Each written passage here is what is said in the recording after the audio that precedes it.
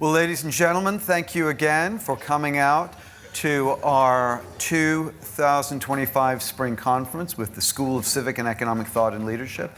This is part of our Civic Discourse project, and we are very glad to have you joining us. And to close, we have, it is no slight to any of our other speakers to say we have saved the best for last.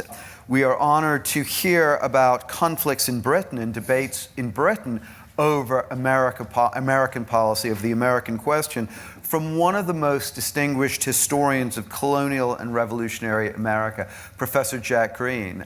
Professor Greene has also held the Harmsworth, the Rothermere Chair at Oxford University. So this is, as I said yesterday, a reunion of sorts of holders and of that position.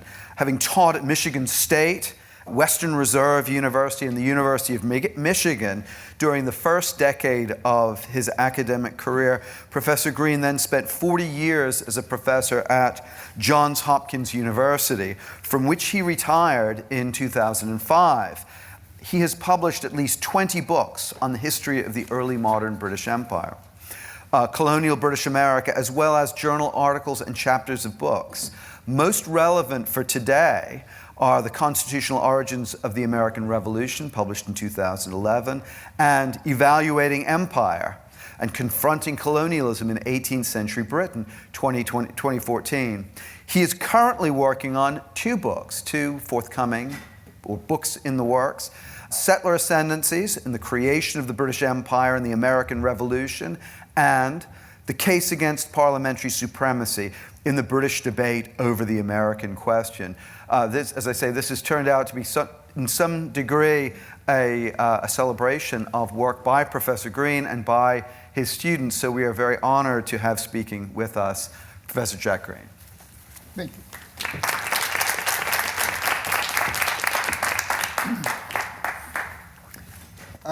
I'm very grateful to Will and to all the people who made this fine conference available and who gave me a chance to talk a bit about a current project of mine.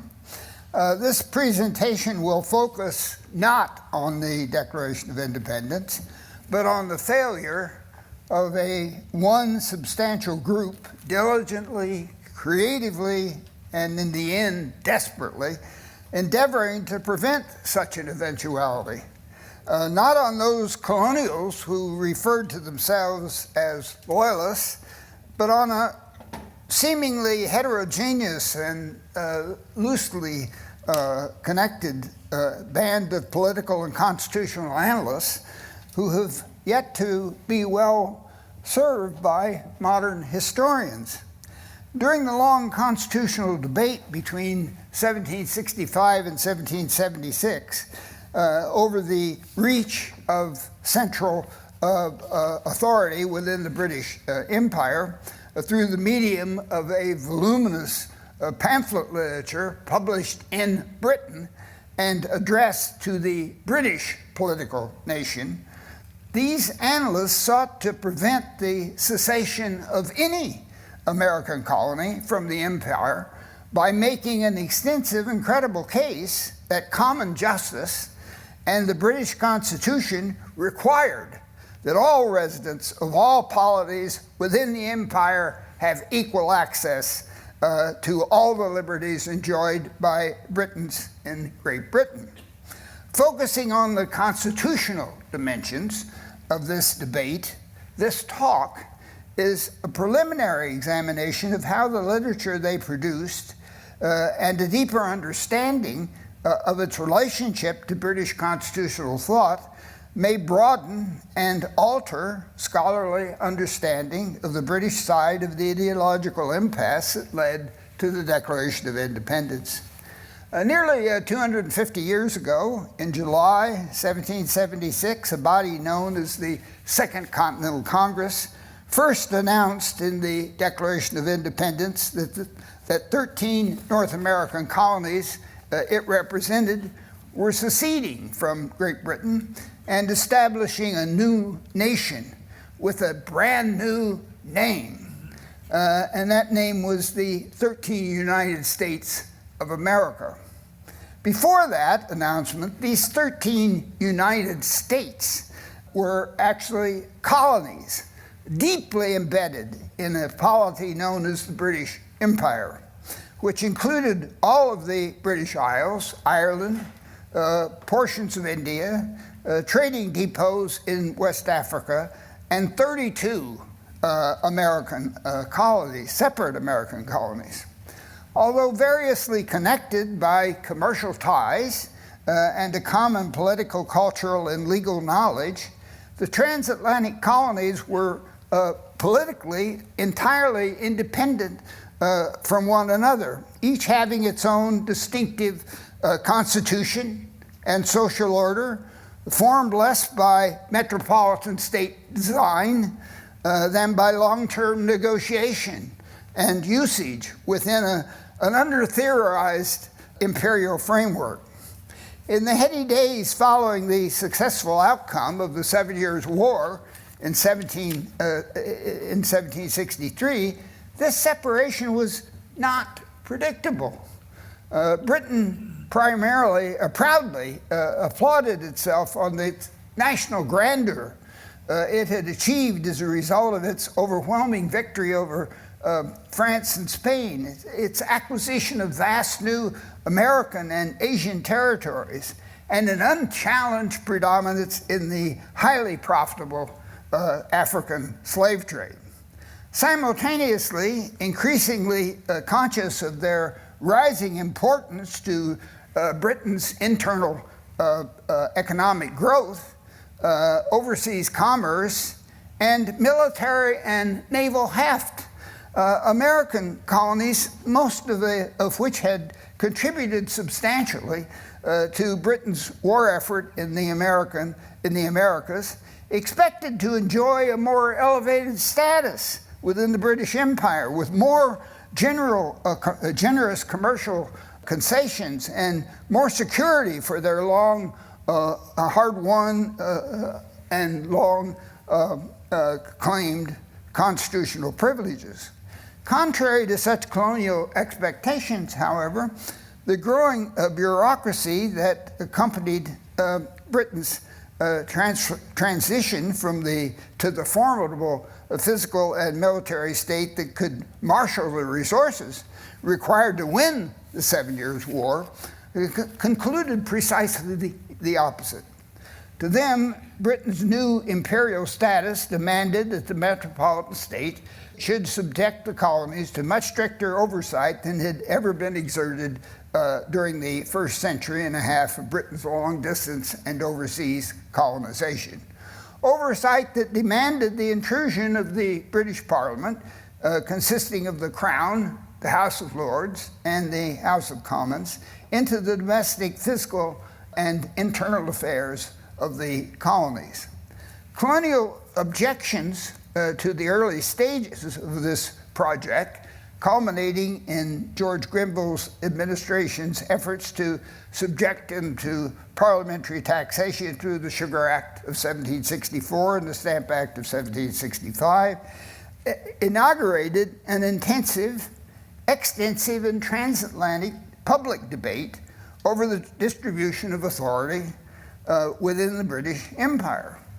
From 1764 to 1776, this debate generated more than 600 published pamphlets, about a third of them in the British colonies in America, about 200, and about a third and two-thirds of them in Great Britain and Ireland.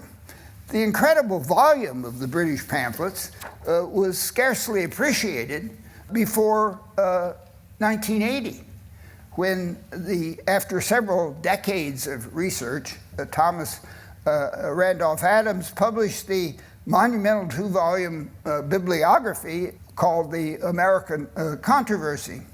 And this work immediately suggested the possibility of a systematic and comprehensive study of the British pamphlets, similar to that produced by Bernard Bailyn for the many fewer American published pamphlets.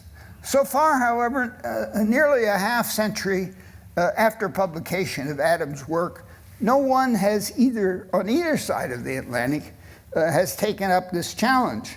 And the British dimension of this literature still waits to be thoroughly interrogated.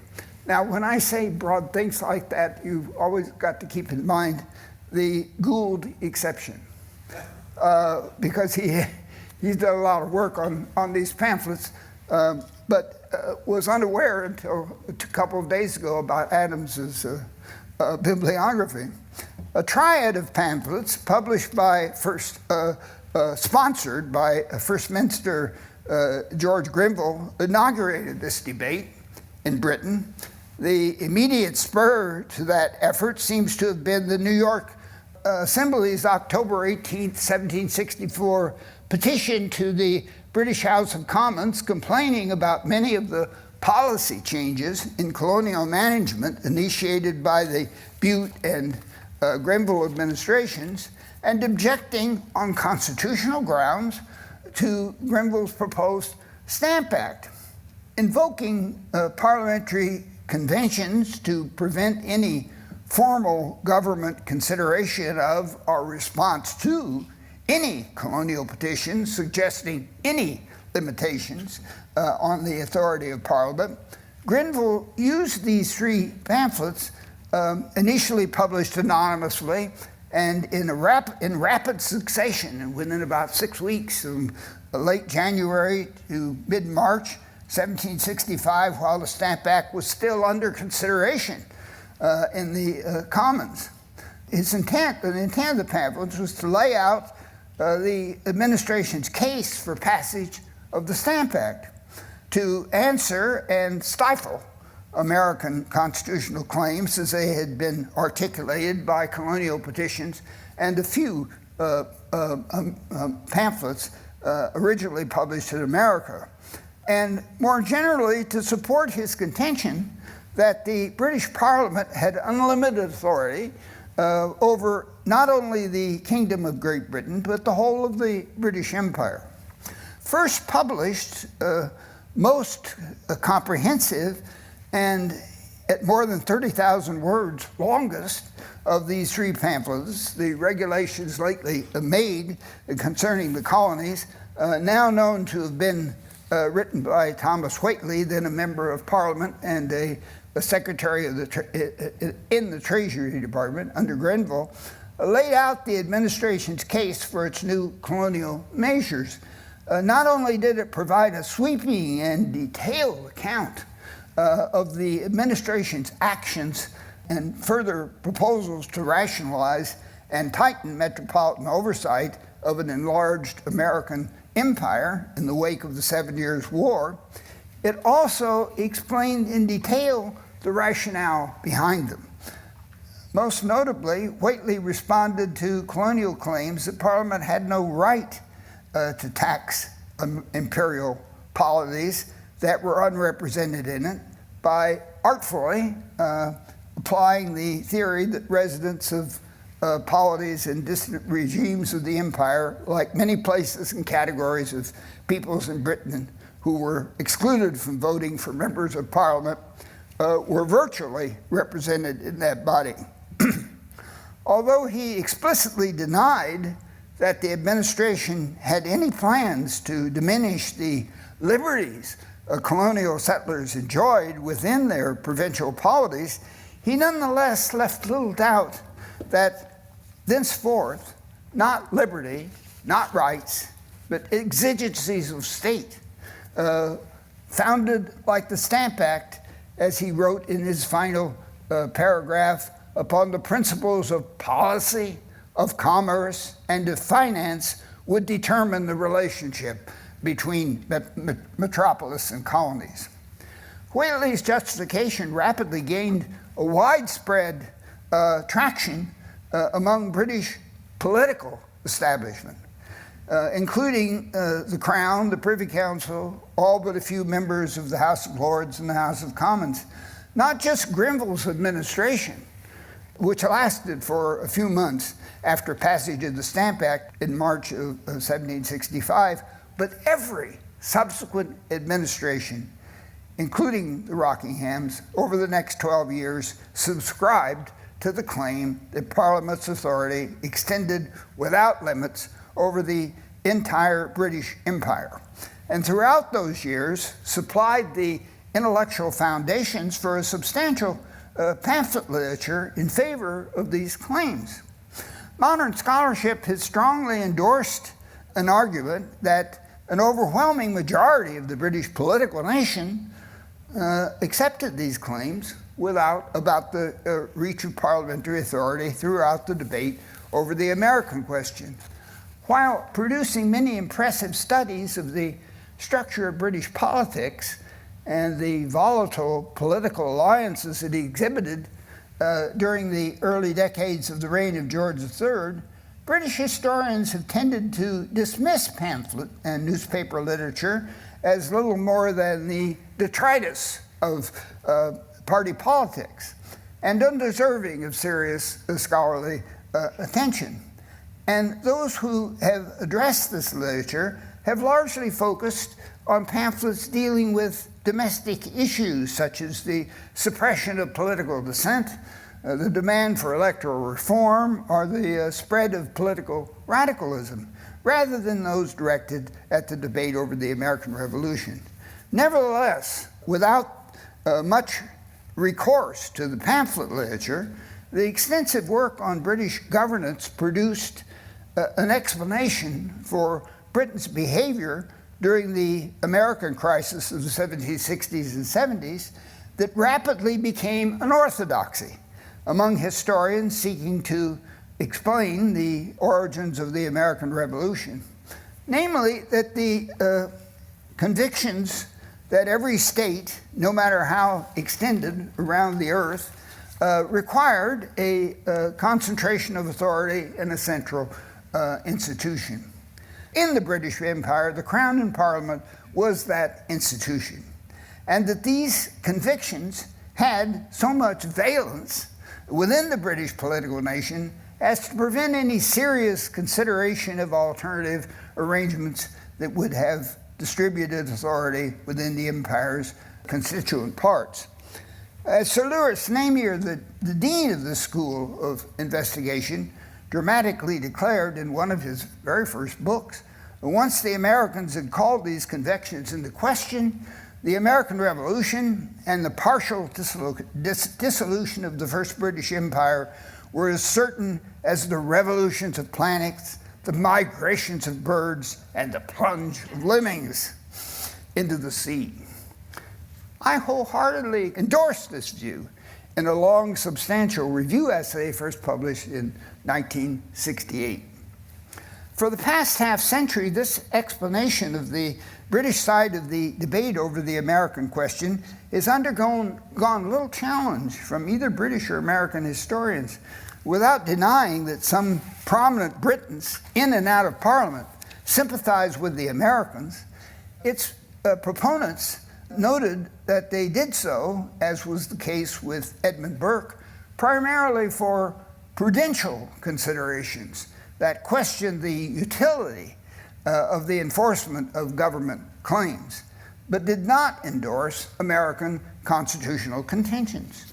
Indeed, the two issues on which pro- and anti-American Britons seemed to be in total agreement were, first, that Parliament's jurisdiction extended over the whole British world, and second, that the colonies were far too important to the creation and maintenance of British wealth and power to let any of them get away.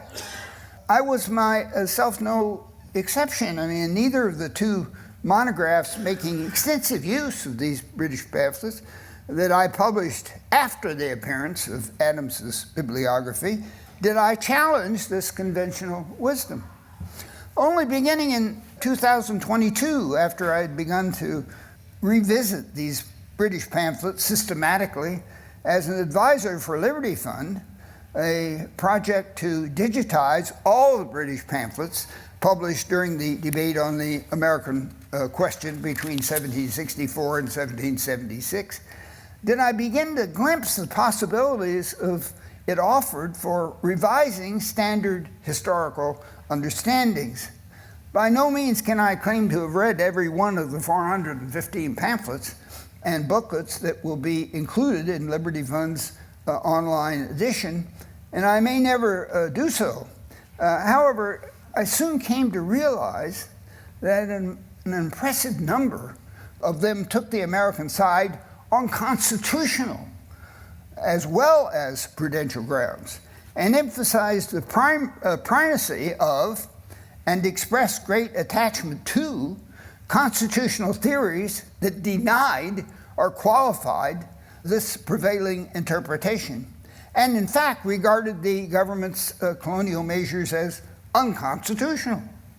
That throughout a dozen years of controversy, the constitutionality of Parliament's supremacy over the excluded empire, and even with the metropolitan state itself, was highly contested and remains so, and also stayed at the center of the debate, and stressing the unanimity of the commitment within the British political nation to the claim that the British state authority extended without limits over all the polities in the British Empire.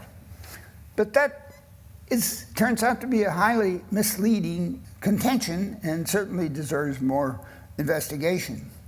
Following up on this discovery, I've so far identified and created my own digitized archive of 100 pamphlets for which constitutional objectives were predominant, if not always the paramount, concern of the authors, constituting about 24% of all the pamphlets included in the Liberty Fund collection, ranging in size from 12 pages to 256, and in their original form, filling 5,800 pages.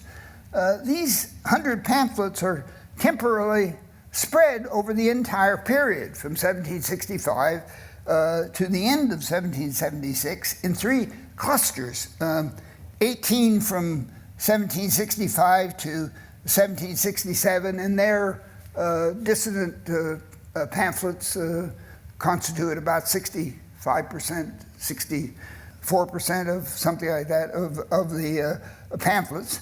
And in 12 from 1768 to 1773, and there the balance was about even. There were 26 pamphlets, I think, altogether, and they split or 24, and they split down the middle, and 70 from 1774 to 1776. Altogether, these 100 pamphlets contain over 1 million words. Now, my reading and analysis of this substantial and impressive literature over the past few years has convinced me that it both demands and deserves close attention by professional historians seeking to understand the British side of the constitutional debate that led to the American Revolution, and that such attention will greatly enrich and complicate conventional treatments of that debate.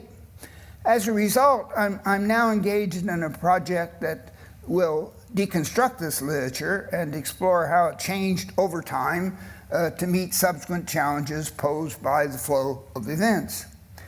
As a cub historian, I learned from the reflections of self-conscious practitioners of the historical craft the distortion that can occur, on the one hand, from either taking sides in historical investigations, or on the other, from what the French analyst Marc Bloch called the idol of origins. That is, the tendency either to research narrowly for causes of events that would eventually happen, to the exclusion of evidence that could have led in a different direction, or to suppose that whatever happened at any point in the past can be sufficiently explained by focusing on the claims of the winning side.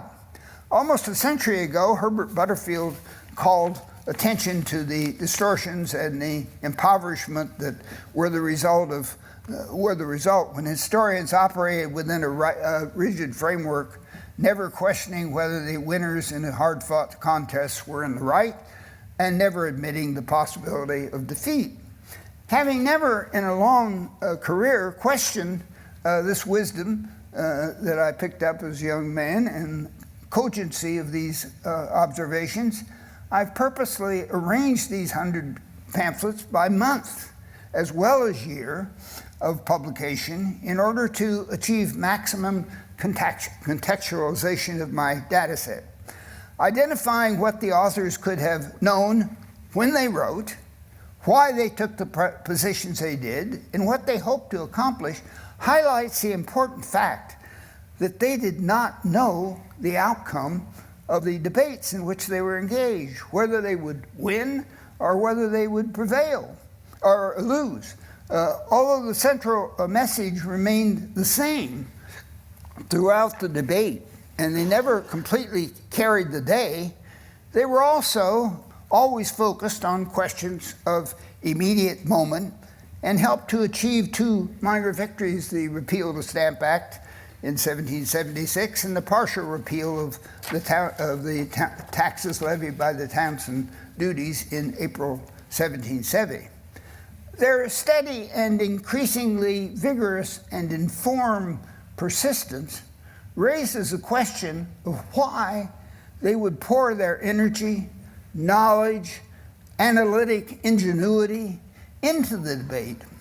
The overwhelming majority of the pamphlets they produced were published anonymously, suggests that their authors were not primarily engaged in a quest for personal fame and were entirely unaware that the anonymity they affected would automatically lead to the historical erasure of their work. Anonymity and the use of pseudonyms were standard features of 18th century British literature involving hotly contested political issues, and present the advantage of forcing modern historians to direct their full attention to the message rather than the authorship of a particular pamphlet.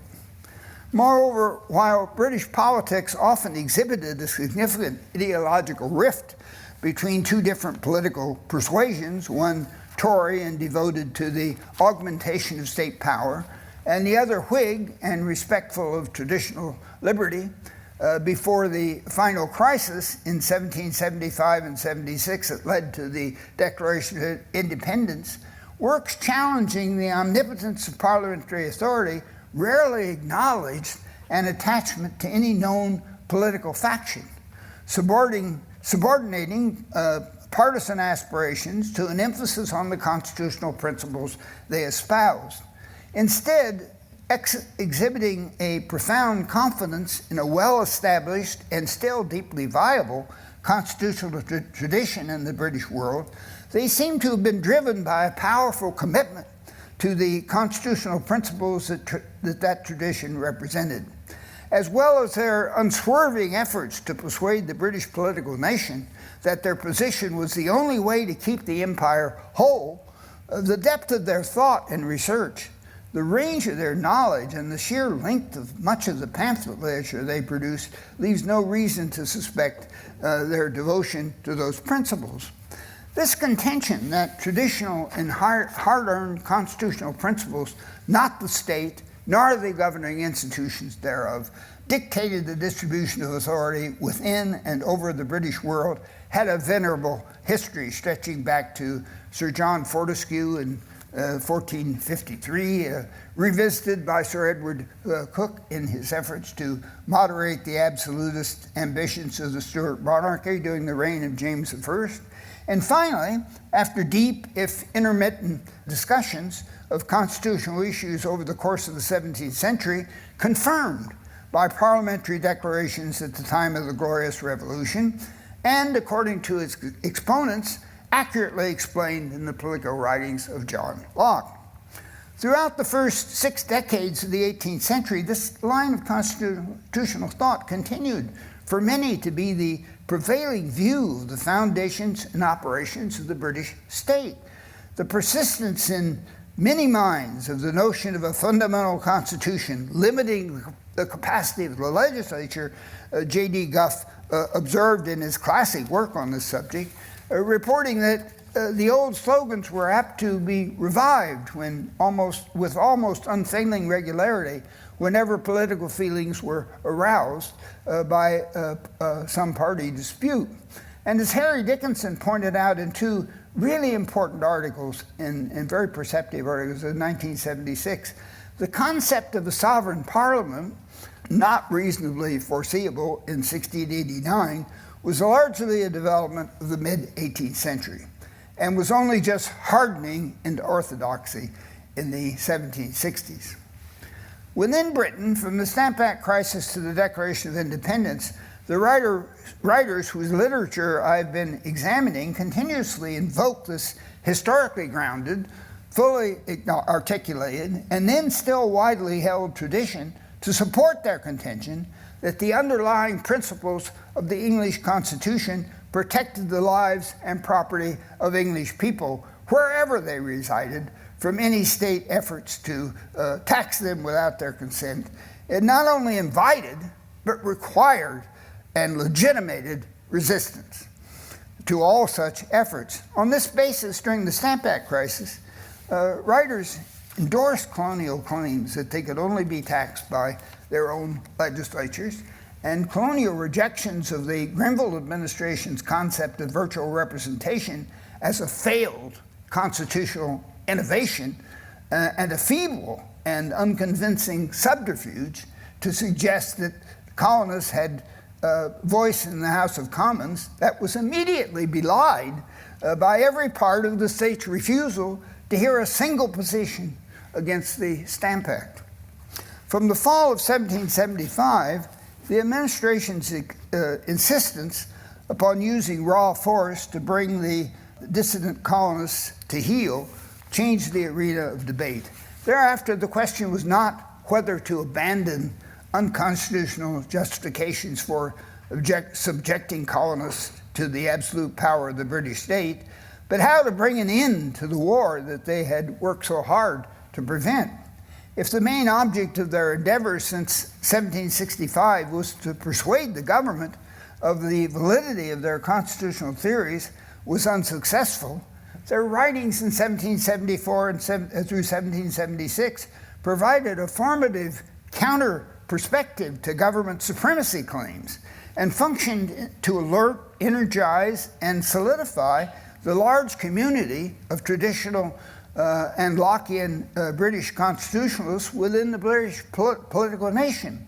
As James Bradley has shown in his study of popular petitioning in Britain during the mid-1770s, signed petitions to the Crown split nearly evenly between those who favored coercion and those who opposed it, and demonstrating in the process that the British public, politically informed, constitutionally acute, and deeply concerned about the authority of the British government on the one hand and the rights of their American brethren on the other, were heavily invested in this long debate over the American question.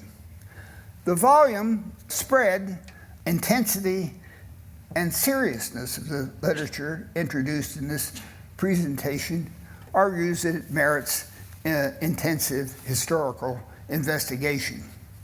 I want to raise a few suggestions about how the study of this overlooked literature can enhance or alter the conventional understanding of the British imperial world during the 12 years before the Declaration of Independence. It would begin by expanding our appreciation of the salience of constitutional issues in that world. The debate over these issues was the deepest and most far-reaching public discussion of the nature of the British Constitution since the era of the Glorious Revolution, a point that British constitutional historians, I think, can only have largely failed to consider, and can only consider if they read more of these pamphlets. Most importantly, it would call into question all four of the assertions that underpin conventional understanding of British behavior from 1764 to 1776. First, if the Stamp Act was an innovation, as the traditional constitutionalists vigorously insisted, then the principle of unlimited parliamentary authority was hardly well established at that time. Second, the sheer volume and cogency of the opposition literature challenges the conventional contentions that the overwhelming majority of the British political nation subscribed to the claims that the principle of parliamentary sovereignty extended over the whole empire. Third, the constitutionalists' strong advocacy of concrete proposals to retain or reconceive conceptions of imperial governance that would distribute rather than concentrate authority within the wider empire belies the contention that the state's commitment to the claim of unlimited parliamentary imperial supremacy ran so deep that no one in the political nation could entertain an alternative form of state organization or constitutional construction. Not just the Americans following the coercive acts in 1774, but their British supporters even earlier devised and proposed alternative conceptual frameworks that might have kept the empire whole. And indeed, they alone proposed measures that held out any chance that war could be avoided and the colonies voluntarily retained in the British Empire. Fourth, the constitutionalist insistence that following Locke, sovereignty in free, as opposed to authoritarian states, resided in the people rather than in the primary institutions of governance, at the very least suggests that the conventional assumption that sovereignty was the central issue in debate is a gross oversimplification. Government supporters may have wished to define it thus, but in no discussion is an issue in dispute determined unilaterally.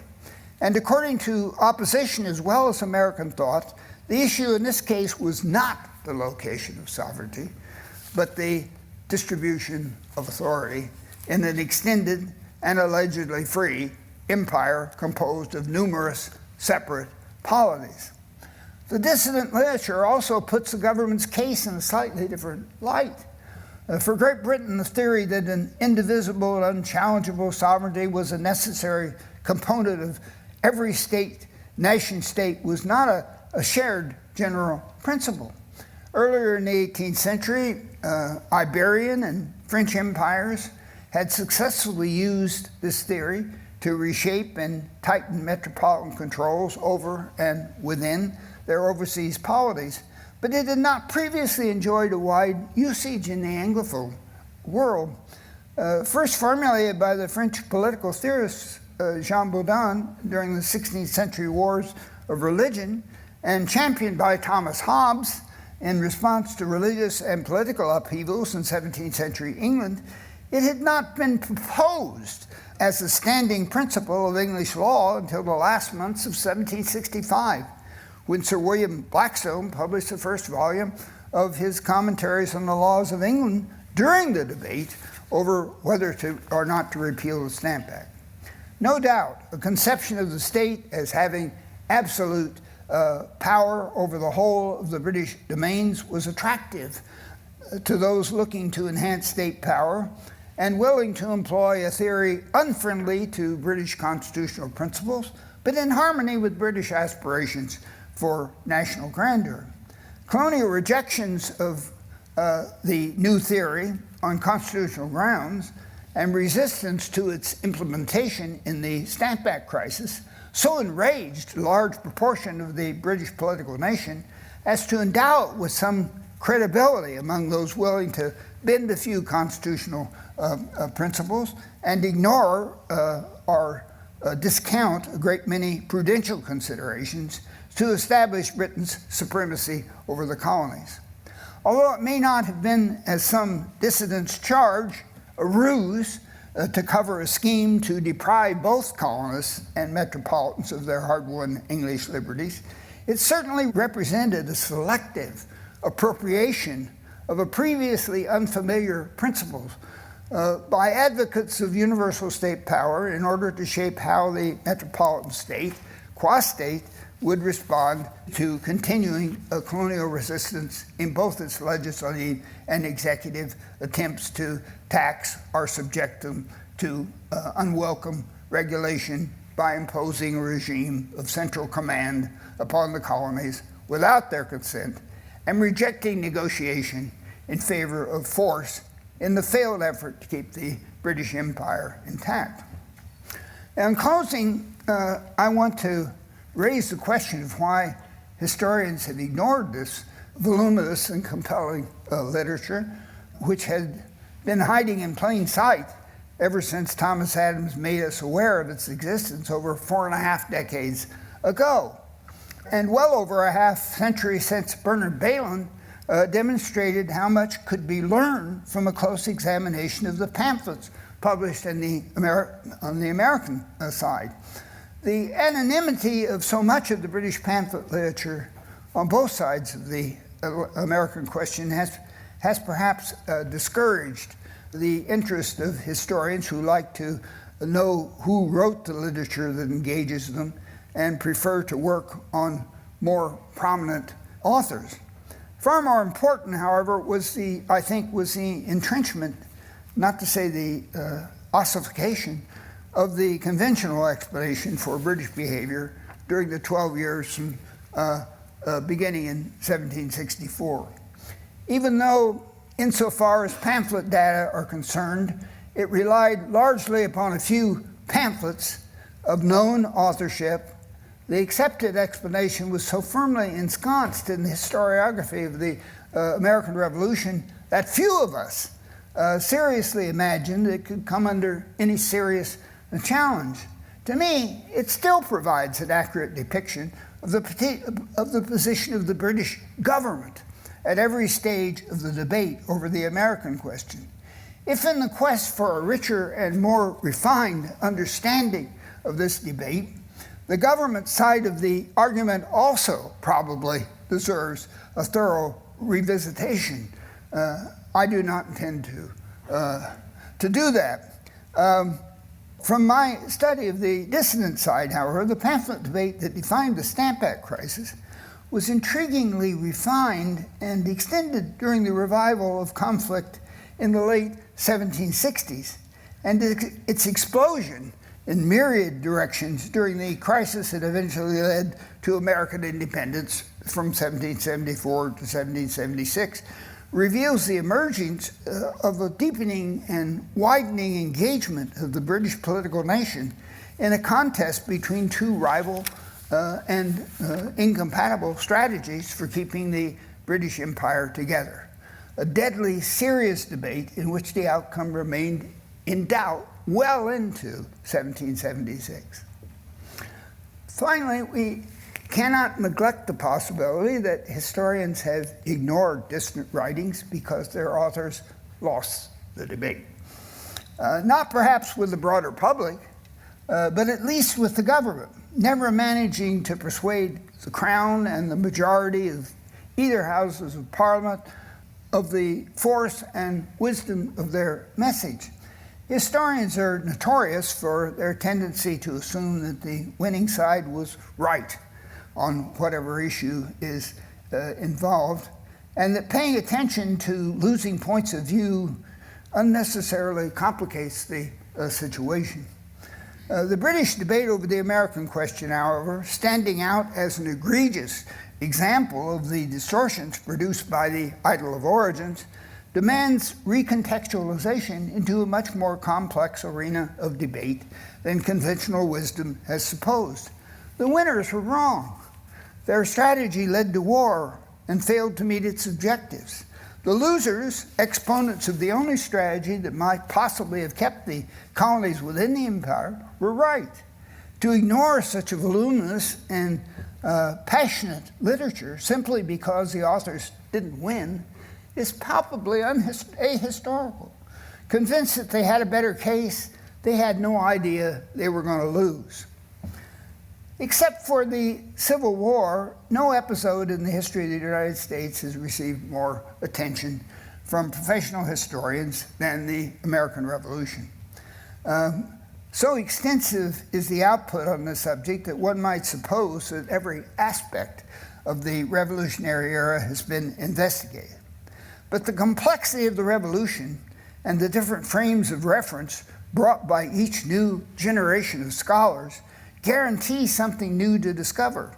And the lure of historical investigation lies in the search. Issues such as the one I've been addressing are, I thought, out of passion. I'm beginning to change my mind again a bit on that as a result of what's gone on here, as a matter of fact. This generation's emphasis has been upon filling the silences created by their elders' neglect of important segments of the population, indigenous, enslaved, female, pre-adult, or marginal, during the Revolutionary era, and the results of their work are really salutary. They've added enormous richness and depth to what's going on. My contention here is that it's time for revolutionary studies to take into account the endeavor of a large segment of British pamphleteers who thought and wrote that their government was wrong in its contentions and that the Americans were right. Not to consider their extraordinary efforts would be an affront to a band of writers who did all they could to turn the flow of ideas and events in a different direction. While we are filling silences, let's restore to this group the voice and historical presence that they merit. Thank you.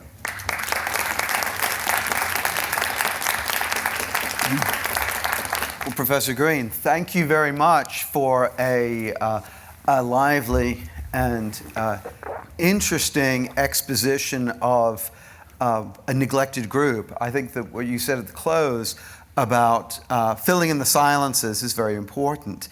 And these pamphleteers who lost the debate are certainly a neglected side of the story. As somewhat of an aside, but I think a relevant aside to your point, it's interesting in terms of the military history of the American Revolution that the British side of the story, until recently, with some work by Andrew O'Shaughnessy and a few other people, the British side of the story seemed to be neglected. It was as though Washington did it all, and Nathaniel Greene did it all, and there were just the other side of the war were simply a foil to the actions of the great hero. And it's, if it was so easy, then it wouldn't be much of an accomplishment to have won independence. I think it's important to fill these silences and to provide both sides of the story. You said in your remarks today something that really struck me, and that is, you used the phrase under-theorized. And I think that's a very powerful point, and it gets to the nature of a colonial constitution and the colonial political order. Under-theorized, I would take that as meaning not worked out on first principles or as a planned scheme. Not empire-wide. Not empire-wide. In colonies, they all have these notions from the very beginning. Yep. Michael Cammon did a very short little book on the development of legislatures in the 17th century, and a long time ago. And what he showed was how powerful these claims to rights in the protection of property. Of course, he didn't make such a point of that, because that's what it's all about. It's not just about money. It's about property, and these people are out there building estates, building families, and wanting those families and properties to be safe, and therefore wanting a legal system. The legal system they know is English, and they import this as well as they can and fit it to spaces. And so I've never believed in a phrase, colonial constitution. Every place has its own constitutions, and they call it that. Yep. There's an orgy of constitution making going on throughout the 17th century. In North America, in the West Indies, and Bermuda, Bahamas, and so forth. And it's a really kind of exciting constitutional time that hasn't probably got as much attention as it should. I mean, I don't think people understand the way it works and how separate each of these constitutions. So all these British panelists understand that perfectly well. They say, this is not a common thing. As a matter of fact, they agree with the other side that you need to keep them apart. Yeah. If they ever go together on any issue, then you've got a real problem. We won't be able to solve it. So that's the way I'd respond to that question. I think that's a very good point, that it's not a colonial constitution or an imperial, it's a multiple constitution. That's right. And I think that is a silence, not so much in our coverage of the history, but among the historians, but it's an under-discussed point. I'm struck by Bernard Bailyn, who had described the way in which settlers in different colonies at different times brought over European ways and remade and adapted them to the local context. What you are noting here is the ways in which law particularly, but constitutionalism, including the institutions of assemblies and so forth, elections, how these ways of local governance, how these things adapted, brought over from the metropole, from England, from Britain more widely, and then adapted to immediate need and circumstance and conditions. And so it's constitutions plural. And that's a view that needs to be brought back into focus, I think. Mm-hmm. I thought I had done that in Peripheries and Center in the early 1980s, but maybe not. But I also think that on the same point, that the British don't really, least distance, understand much better than government writers. But they seem to think that the British Constitution is something that is just infinitely expandable. And no British, I mean, these various people find ways of getting around that by saying, by the late 1760s, they're essentially making the point that Wilson and Jefferson and Adams make in 1774 and 75. They were distinct states from the beginning. And the connection with Britain was through the king. And the king gave them certain, not only titles to land, but privileges and rights, which are also properties, and that you can't really take those things away. And so that, and the idea of an imperial constitution is, I think Burke actually, although I may discover that some of these guys use that term, but Burke certainly uses it in 1774 and 5, and which he says, what we're talking about here is that this, as an entity, the empire as an entity, has its own constitution. It's not the British Constitution, but it's somehow a negotiated operation, firmly established by usage, firmly established by prescription, and quite viable. It works well.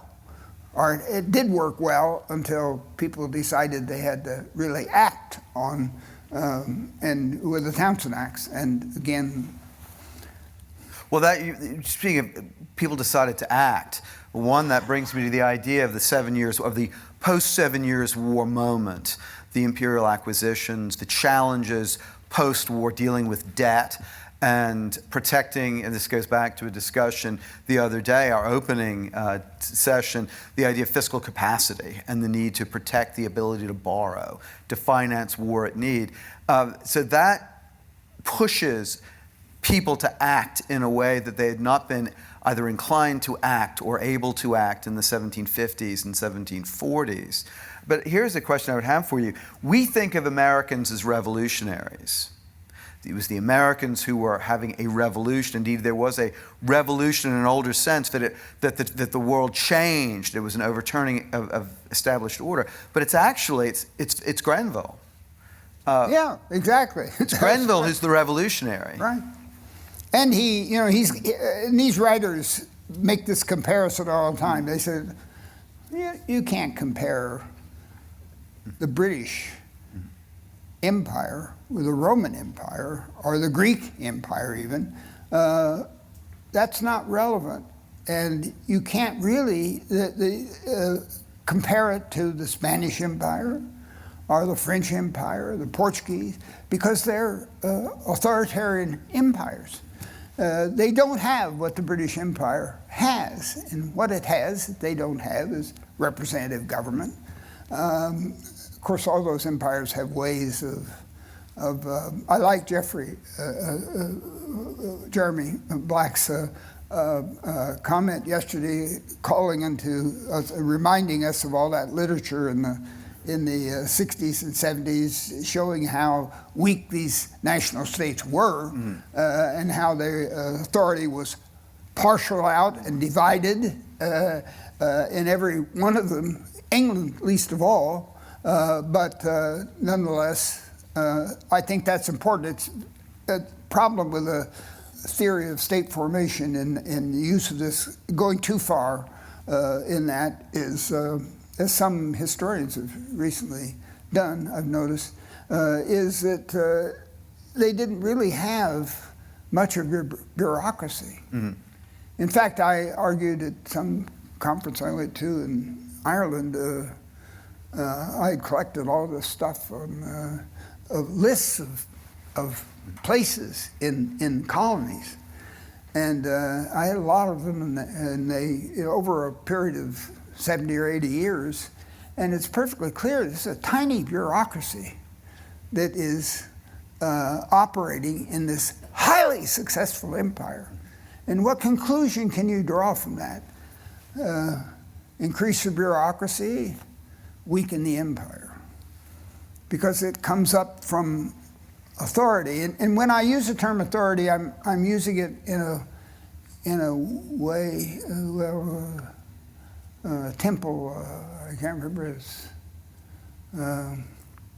Anyway, the Temple who wrote at the end of the 17th century, and he has a long section about how authority is what people will obey. Yeah.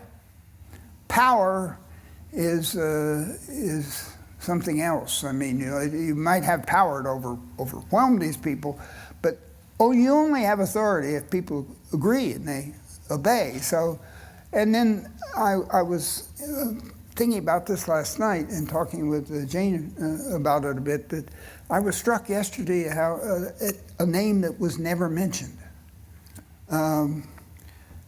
which is, now I can't remember his name, but John Philip Reed.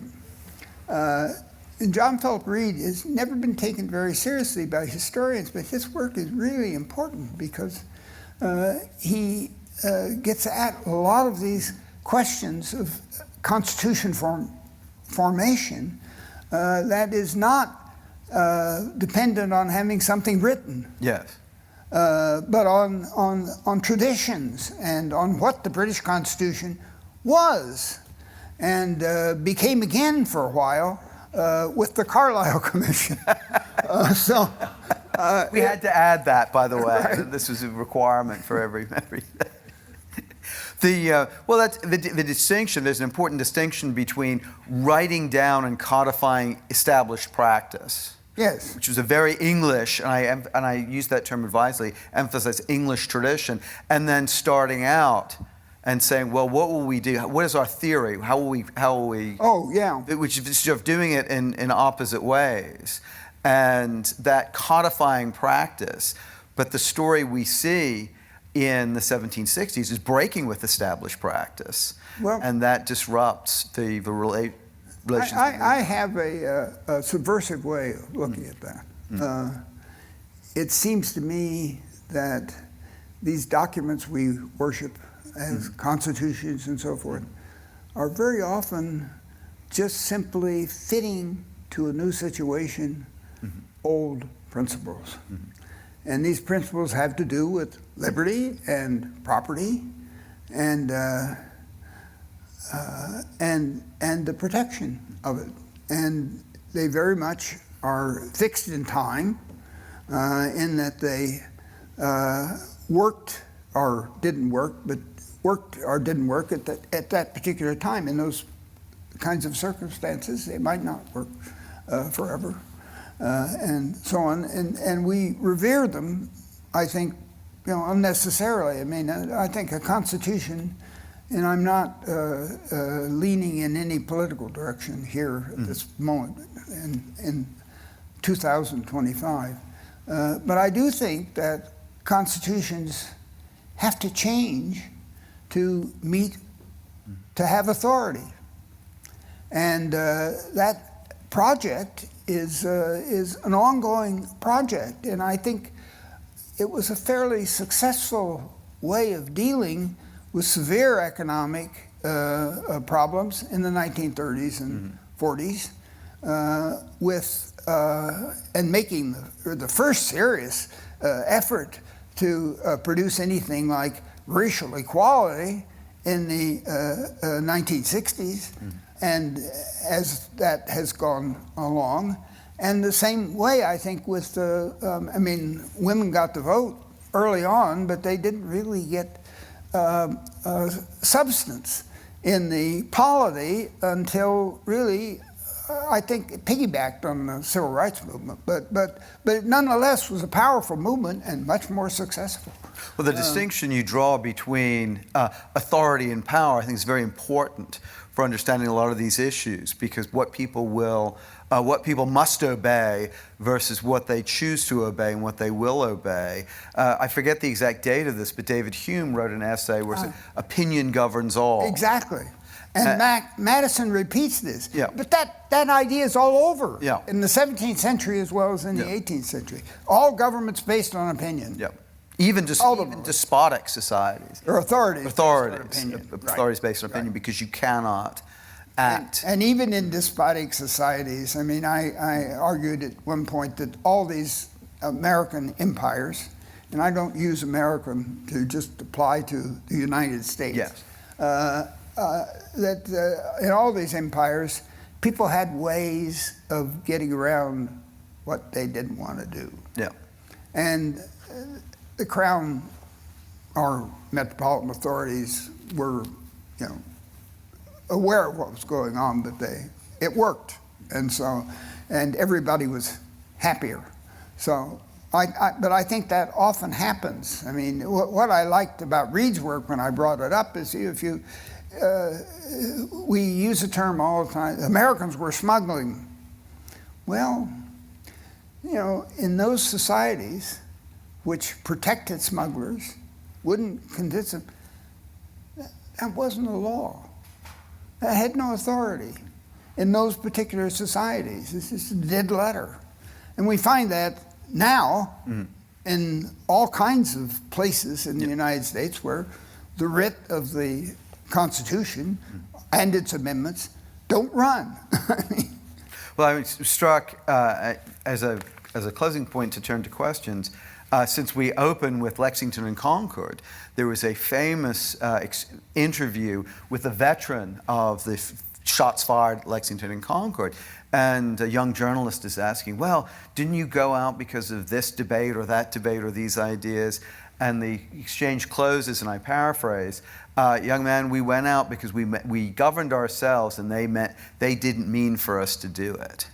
And that gets to the core distinction of power and authority, and power provokes resistance. And also it lies behind the whole question of mobilization in a larger sense, which is an important question. I think Peter mentioned yesterday that nobody was talking about that here much anymore, but mobilization is important because it something has authority to draw people into it. And the investigation of that is a really interesting question. Well, let us take the opportunity for questions now. We have the microphone set up, and I would encourage anybody in the audience to please bring your questions forward. Please speak into the microphone so everybody can hear clearly, and so we catch those for our distant audience for the recorded proceedings. Well, thank you very much for that fascinating presentation. I have a question. I wonder, from the perspective of the pamphlets and the people on this side of the ocean whom the pamphlets may be supporting, what do they really want? I mean, the lack of representation was a problem, representation in Parliament, but also the concept of parliamentary supremacy. I mean, obviously, they could go together. They could have said, okay, you want representation, you can have it. Would that have been enough? No. And, okay, that's the answer to that. So it's more about, so even if it's the concept of parliamentary supremacy that is the problem, not the fact that there was taxation without representation. Well, yes, but they're the same thing in a way, because the assertion that the state can tax anybody at once or do anything like that, they didn't deny that completely, because they had been, not by saying, oh, yeah, we'll pass the something to say we will agree with the Navigation Acts, but by just obeying them gives them authority. And they didn't deny that until very late in the period. Though some of these guys that I'm mentioning, some are women with Catherine McCauley, but they're making this point. The logic of this is that you shouldn't be doing anything that interferes with their control over their local situations. Mm-hmm. I just think I've really never. If you look closely at American writers, they don't take the question of supremacy very seriously. They think it's an abstraction. James Ardo has a wonderful pamphlet on this, which has several paragraphs saying, why are they bothering about this? It's just not enforceable. It couldn't work on a long level. But on the other hand, if they did things that helped us, and that's how they looked at Parliament, by the way. They love Parliament because they could send petitions. Parliament is a grantor of petitions. There's a wonderful literature that I discovered just a few years ago by English, mainly English, medievalists on the origins of parliamentary power, and everything comes from petitions. The king couldn't handle all these, so he shuffled them off. That's the real origins of Parliament, not the Saxon, Anglo-Saxon era. So if they had said, okay, you want a representative, bring them over. They would have been satisfied with the rest. The British don't want to do that because they couldn't. Some of these guys actually admit that the colonists are not represented by plans, and we heard a lot about that yesterday from two different people. Plans to reorganize, to create a parliament, either a parliament that was. Or two parliaments that would somehow operate together under the same king, or a single parliament. But I don't know of very many Americans who thought that was feasible, and because they were afraid. I mean, the other theme running through all of this literature is that George III may be a patriot king, but his ministers are governing in the same old way with placemen, and they're giving the crown a disproportionate amount of influence. And these guys I'm talking about don't want to do that either, because they say these guys will just be corrupted, as they would have been, surely. Maybe even Franklin would have been. Though he would have liked that in some ways. But representation is really, they are represented already. And the only way they can have their rights is to be represented. They could create a new polity, but that's also going to have to be ultimately represented. People are going to have to vote. And of course, the really important point that everybody at the time knew and was happy. Not everybody, but was happy with the fact that a lot of people couldn't vote. They couldn't vote because they weren't independent. Independent with a small I. I mean, they defined by Blackstone as a person who has no will of his own, a person who does have a will of his own to be an independent. The rest, dependent people, obeyed the laws, and in obeying the laws, they sanctioned them. But you can't say this about the colonies except in the Navigation Acts. They obey those laws, and by custom, therefore, they're committed to it. And they all understand, I mean, most colonial writers understand that point in the, throughout the debate. Sovereignty has never had much valence in my head for describing this particular kind of situation. And that's because I began working on peripheries. And when you work on peripheries, you take on a peripheries, you get into the heads of these guys and you see what they're doing, what they want to do. Thank you. Not a very good answer to your question. Well, thank you, Jack. I have a question. In the final phase of this, in 74 and 75, how do these dissident writers deal with the American claim that we now just want to be directly related to the king, right? Because my understanding is that was really unacceptable in Britain because, of course, the argument was it would have given the king an independent authority. So how do they navigate that? So were they endorsing that kind of federal view? Were they some of them were proposing it. Okay, and so were they not along? So what did they say to their compatriots that this would empower the king at the expense of Parliament? They just right? keep insisting that every Englishman, it doesn't matter where he lives, should have the same rights. And the only way to do this is by recognizing that they have separate provinces.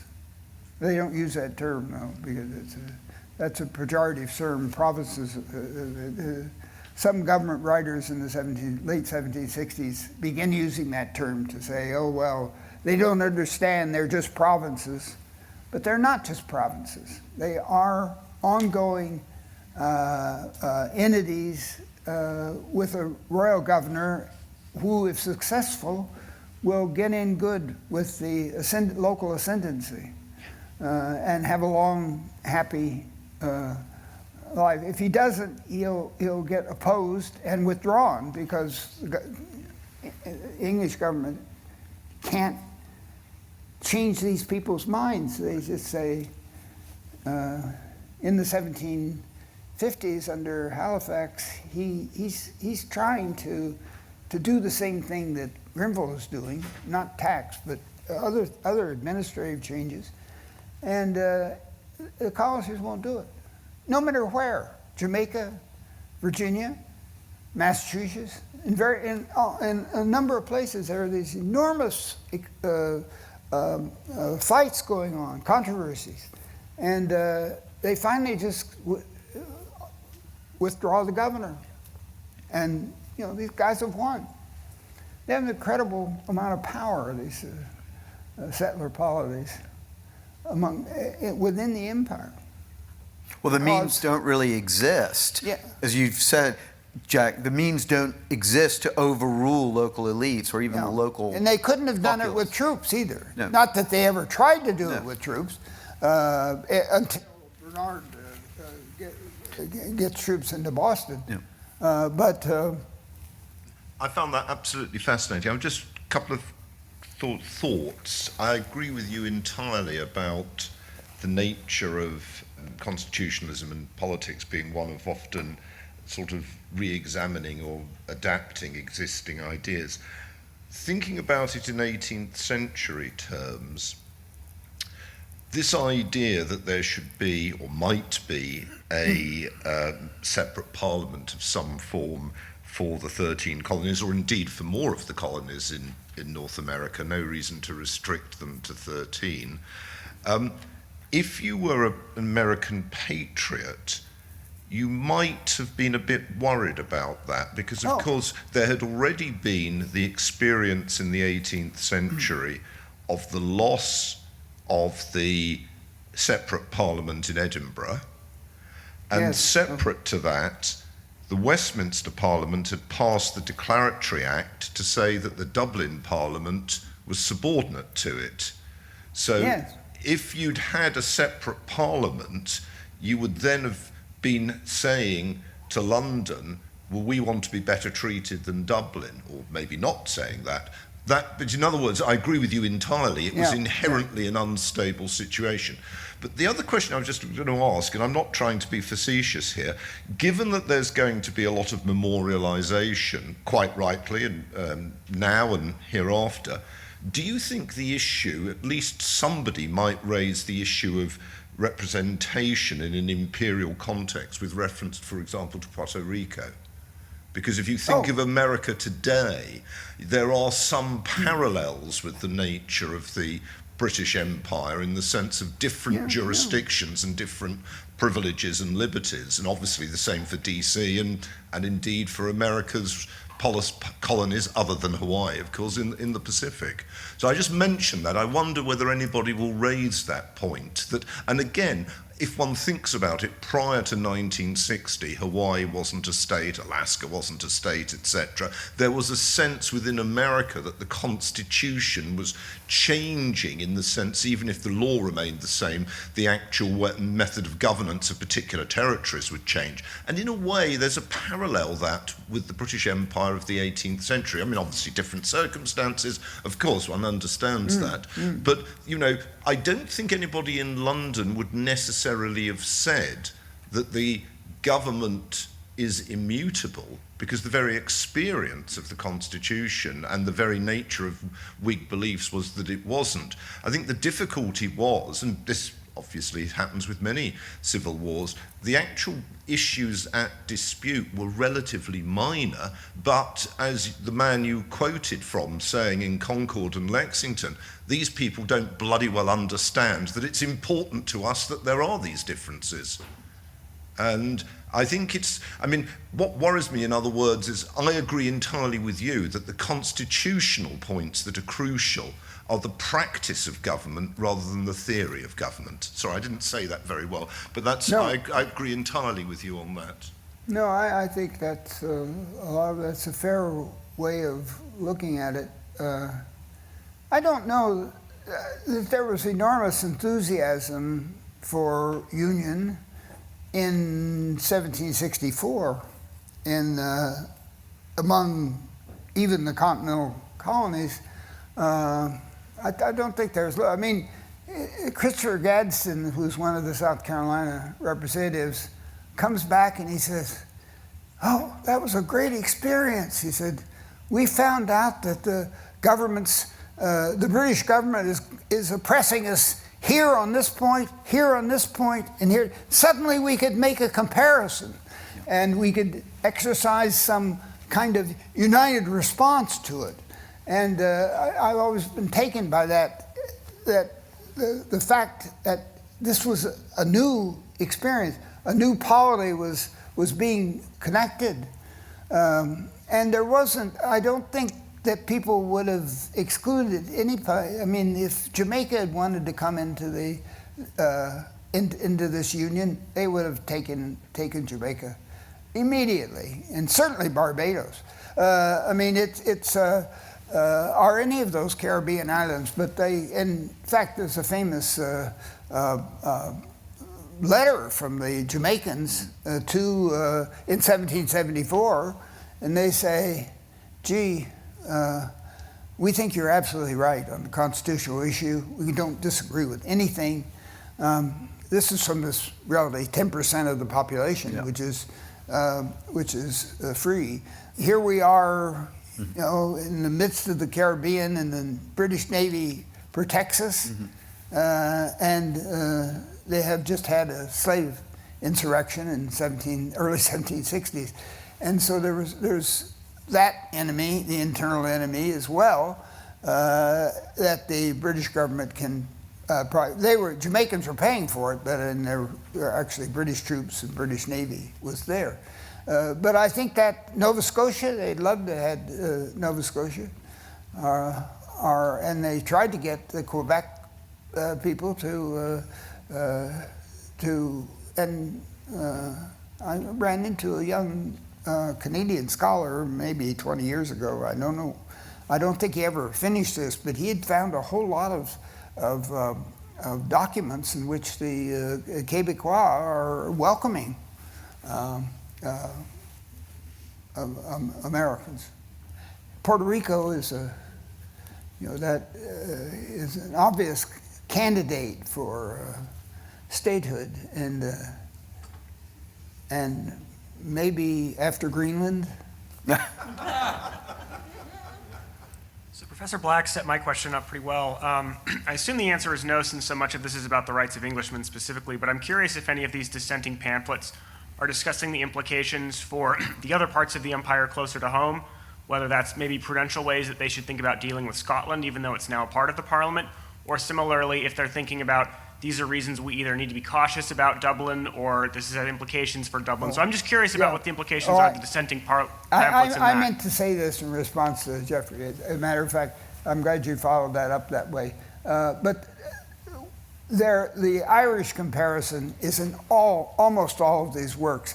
They begin not with Ireland, but with Wales, and when it was taxed, after it became, and then with Chester and Durham, and then with Ireland. And not to my great surprise, though, because I made a great deal of this in Peripheries and Center, the Irish Declaratory Act, they don't talk very much about, but they do all say that Parliament has these claims about that it doesn't act on them. And that's the model that Burke brought to the Stamp Act settlement, as a matter of fact. And and with regard to Scotland, the very first pamphlet that is published after the Stamp Act is passed is only 12 pages long. And boy, does he pack it in there. And he's a lawyer, and he just says flat out, Parliament can't do that. They don't have unlimited authority. And this Stamp Act is just simply unconstitutional. And he goes on to cite the Scottish example. He said, if Parliament had universal authority, what's the business about having Scottish members in Parliament?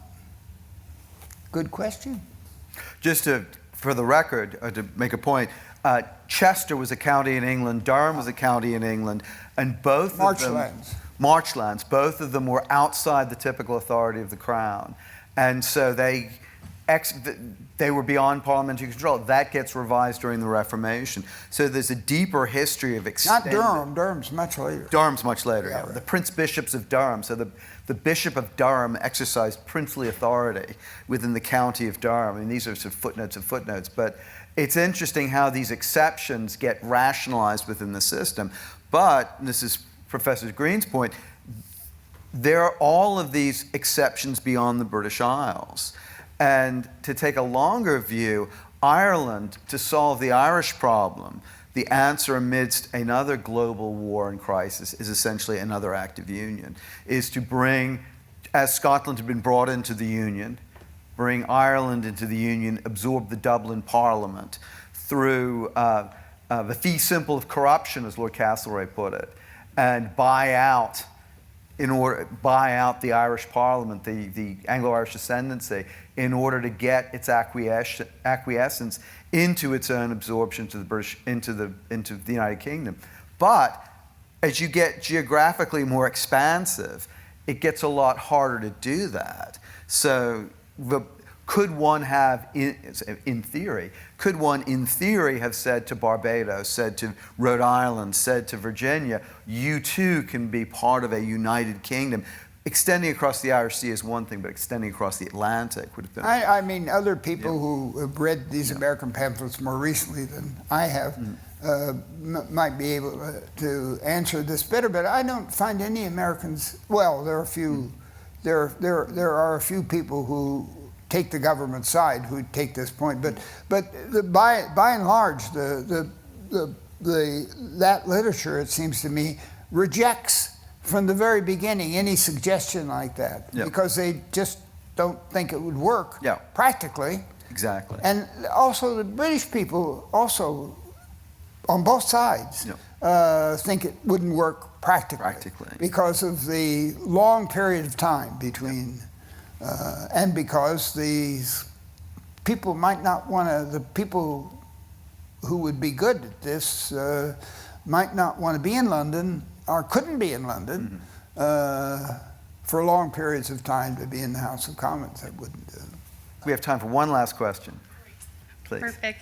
Thank you so much. I appreciate your comment on how historians often forget to study the works of the losers, as they often believe the winners were right. You outline key reasons these pamphlets failed to gain lasting traction in Britain. My question is, if these arguments had been widely accepted, how might that have altered the trajectory of the American Revolution? Well, it might not have happened. Okay.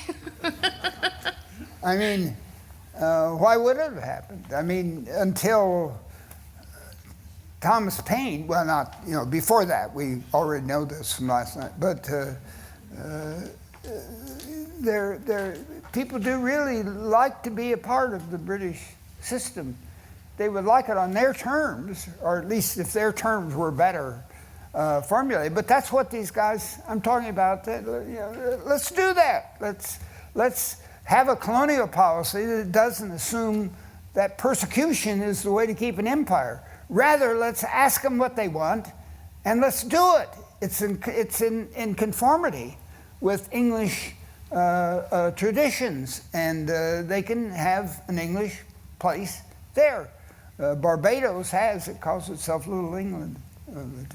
Authority would have been upheld without the exercise of power, to use the formulation. Right. And governors would be essentially more like servants of the locality than agents of the crown, but that's essentially what happened in Canada and New Zealand and this, oddly Australia. enough, looks like the partnership within Britain itself, within England and within Scotland and Wales, I'd say, itself, between local elites who, through the quarter sessions, handled local government and local law enforcement and things like that, and the political nation. It was a partnership between the local elites of gentry and nobility, or city, town merchants, and the national government, with the national government, the crown, deferring to localities. And so the failure of that partnership, so it's Grenville's fault. It's George Grenville's fault. Well, that's what my guys thought. They denounced him as much as they could and made a very good case. He had his defenders, though, and it was those defenders which kept this issue alive in the Pitt administration, and they pushed so hard about this. It was a mistake to repeal the Stamp Act. We should never have done it. We should have just gone in there then. And in fact, the issue of war came up, the possibility came up sometime yesterday, I can't remember when. And from the very beginning, Grenville supporters in Parliament, after he's not minister anymore, they're saying, let's go over and wipe him out. This is I wrote an article about this. I don't think I ever published it, to give as a lecture somewhere. And there's a vigorous debate going on already at the Stamp Act between people who say, look at the Dutch Republic, how it stood up to the Spaniards, and they won. And you can never be, and also pointing out the important point of which this country hasn't learned either, that it's very hard to control an alien, and which an alien population doesn't want you there. And it's not a way to make friends or even influence people. But it's, so I don't know if that's a question, but that's exactly the question I would like to end with, is that the American Revolution might not have happened. It didn't need to happen if my guys had been listened to. But with the government taking the position they did, I mean, it had to have some kind of output like that. And the Americans were fortunate that they captured 2 British armies and